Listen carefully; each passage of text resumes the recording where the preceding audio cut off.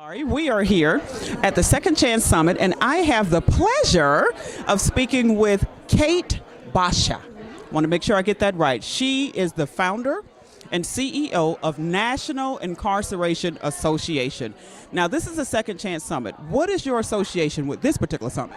Well, we're here in Atlanta, and we have worked very closely with different organizations such as Georgia Justice Project, Urban League of Greater Atlanta, Department of Corrections, in order to bring a roundtable together of employers and talk to them about the barriers that they have regarding hiring people with criminal backgrounds.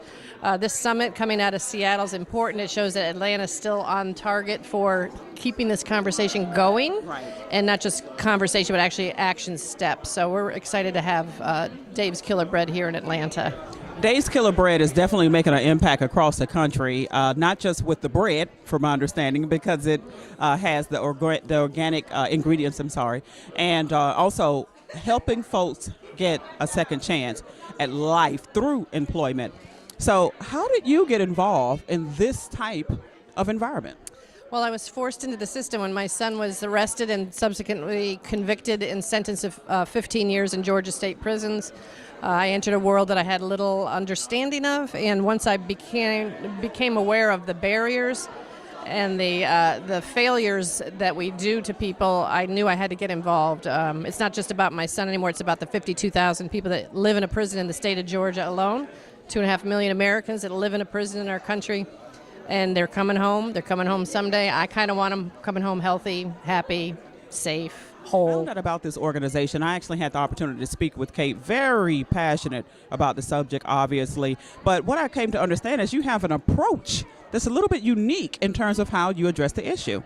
Tell us about that approach. Well, my approach is through the lens and the perspectives of the families that are impacted by mass incarceration. So the things that I felt personally, how I was feeling, the barriers I was facing, the financial drain, all the things that came out of my perspective. So the NIA, National Incarceration Association, was born out of the lens of the families impacted by mass incarceration. There's something unique about us. We vote and we pay taxes, so we are a constituent. It's the truth. I have over 900 families that are personally involved with the NIA right now today after such a short period of time. They're our constituents. We have a new governor's race coming up here in Georgia. Yes. We need to keep Governor Deal's reform agenda where he wants it. The man has done amazing things for a southern state like Georgia, and we will refuse to allow the reform fatigue to set in this state. We're here and we vote. Reform fatigue, I appreciate that. Another thing that I found to be interesting about Kate's organization is the fact that they don't have the demeanor or the tone of against law enforcement or just upset with everything into the system. Actually, they're looking for balanced, well-rounded solution involving everyone. How did you get to that place in terms of those who actually work within the criminal justice system or in government when it comes to the prison systems altogether? Well, in the reality is that nobody from Department of Corrections had anything to do with my son's arrest, conviction, or sentencing. They just got him. And they get him with very little resources and funding and proper tools to help him. So when I meet up with a corrections officer, my first thing is to thank them for taking such good care of my son with little options. So it's about dignity. How do we allow someone to have a career path with dignity working in corrections? Or how do we let a person that lives in a prison because of a mistake they made have dignity, and the family to have dignity? The vendors, all the players involved in reform or in criminal justice have to be able to do their jobs well. Exactly. And that's where our perspective is. I don't have anything against Department of Corrections. It's not really their fault. It's actually society's fault as a whole for failing to understand the complexities of mass incarceration. Indeed, indeed. Now, what are you looking in your organization looking hopeful that will happen in this particular summit that will feature Van Jones and Sir Richard Branson, who's also gotten heavily involved in the topic? What are you hoping to happen today?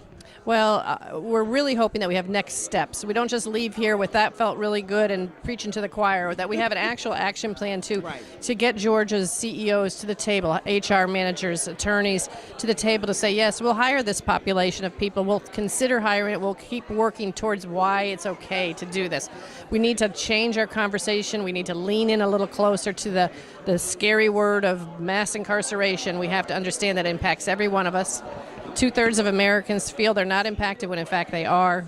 if nothing else, through their wallet. So, yeah, we need to continue the conversation, but with more action steps, and that's what I feel like we'll do. I feel like Van Jones and Cut 50 Group will help us in Atlanta, the NIA and all the organizations that will be here today to come together collaboratively on next steps, and that's our approach.